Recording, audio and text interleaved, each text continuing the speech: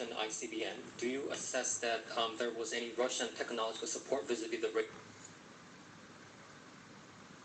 objectives having been achieved at great cost in the lives of children, women, men, Palestinians, caught in this crossfire from Hamas's initiation and making?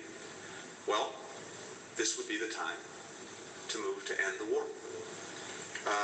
In terms of progress on the humanitarian aid, look, the letter that Lloyd and I sent, which is now in the public domain, even though that was not the intent, lays out a number of things that we expect to see them do. And I can tell you that as you go down the list, there are a number of them, a number of these steps have been taken, including, for example, reviving crossings that had been dormant, initiating and opening a new crossing into Gaza, some additional measures. Some are in train, others we've not yet seen. And so we're tracking this between us, between our teams, with the Israelis and those who are working on the humanitarian response every single day. I know, as the Secretary said, he'll be speaking to Defense Minister Gallant, I believe, later today, and I'm sure that will come up. So we're very focused on making sure that the steps that we outlined in the letter are actually taken and implemented and sustained. Because what we've seen in the past is this. We've seen Israel take important steps, for example, this spring, also in response to what the United States said was necessary to improve the humanitarian situation for people in Gaza. And we saw real progress, and then we saw it diminish and then tail off, which is one of the reasons we felt it was so imperative to write to our counterparts and to see action taken on this. In terms of our engagement with China, I mentioned earlier that we had a robust engagement just this week, and what I can tell you is that happens between senior officials in our government, including the State Department and the Chinese government.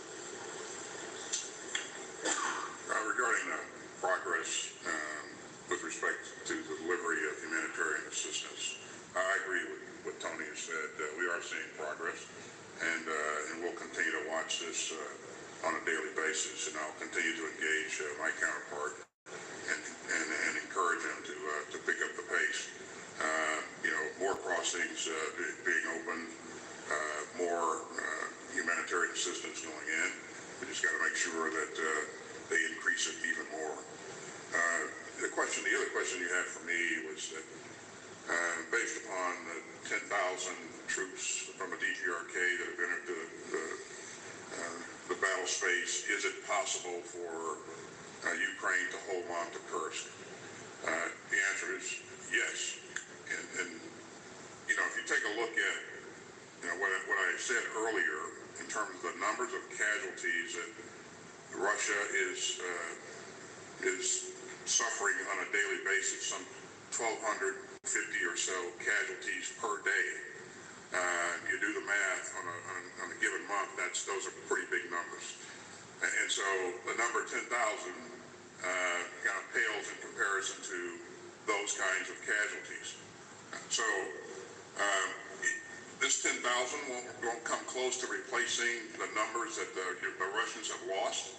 And again, I think they're at a point now that if they got to go seeking for assistance to a country like the DPRK, then I think they have some problems. But yes, I do believe that they can hold on to the territory if they choose to do that. They do have options. They can do a number of things, but if they choose to do that, they can hold it. So. And just before turning to my colleague, there's one thing I want to make sure that I emphasize as well, because I'd be remiss if I didn't say it. Of course, the other absolute requirement for this war to come to an end is for the hostages to come home.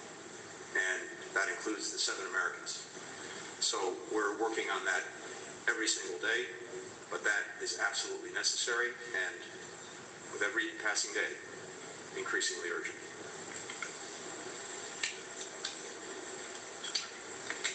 네, 북한 북한이 러시아에 On 지원한 North 포탄은 Korea's 수백만 발 munition support to 정도로 생각하시면 되겠습니다. Russia, it 이 would be in 수백만 the 발이 hundreds 1, of 200만 발, thousands. 100만 발, 200만 발이 아니고 It's not 1 million 천만 or 발에 2 가까운 million, but it's 수백만 close 발로 to 이해하시면 되겠습니다. tens of millions 그리고 of 미사일은 한 munitions. 천여 발 정도 Missiles would be about 이제 1,000. 지원된 것으로 파악하고 Over 있습니다. 1,000 missiles have been provided.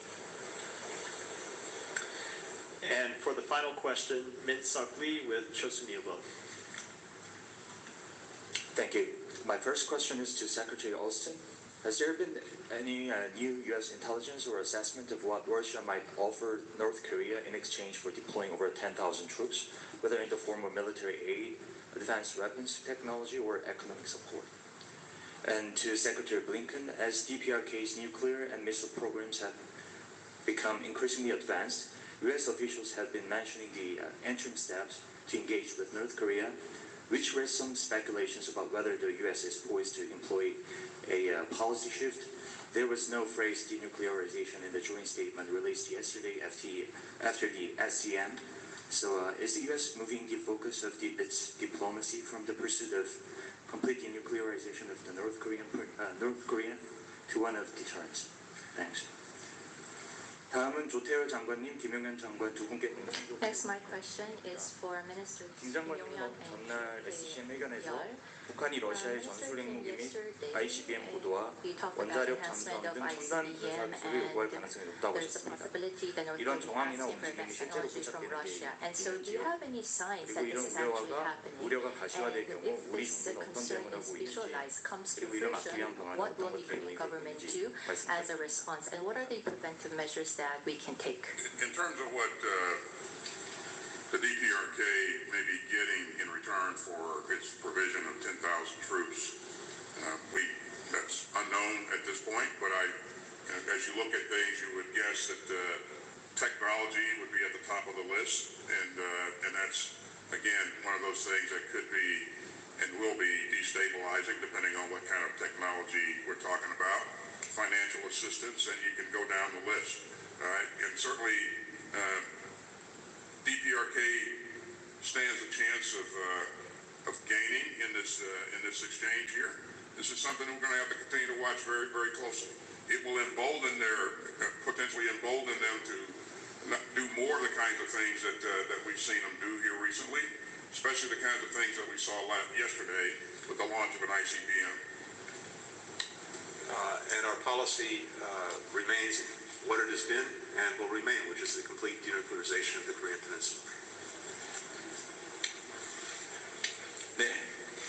러시아의 그 첨단 기술 On 이전과 Russian 관련해서 technology transfer to 아직까지는 North Korea, 사실로 as of 확인된 yet, 바는 없습니다. 다만 nothing has been 그렇게 할 confirmed. 가능성이 It 있다 has not 하는 been 가능성에 confirmed 대한 as a fact, 예측입니다. but we are just making 하지만 predictions about the possibility. 설사 그 러시아의 However, 첨단 기술이 북한에 이전된다 There 하더라도 will be a 우리 transfer of 한미 동맹의 Russian 첨단 technology 기술과 능력으로 to North Korea. We can overcome that 그렇게 이해하시면 through the advanced technology that the alliance has. 저는 그런 상황이 발생되지 않도록 억제하는 것이 무엇보다 중요하다고 Deter 생각을 such 합니다. situation, I believe our efforts in that regard is most important. 규탄 메시지도 In 발신하고 collaboration with the international community, we are engaged in strategic communication and coordinating independent sanctions. These activities have exactly that situation, the deterrence of that situation in mind as a top priority. And once that's done, as to what kind of actions to be taken, I will have to repeat the principle that I've already told you about. Thank you. Thank you all.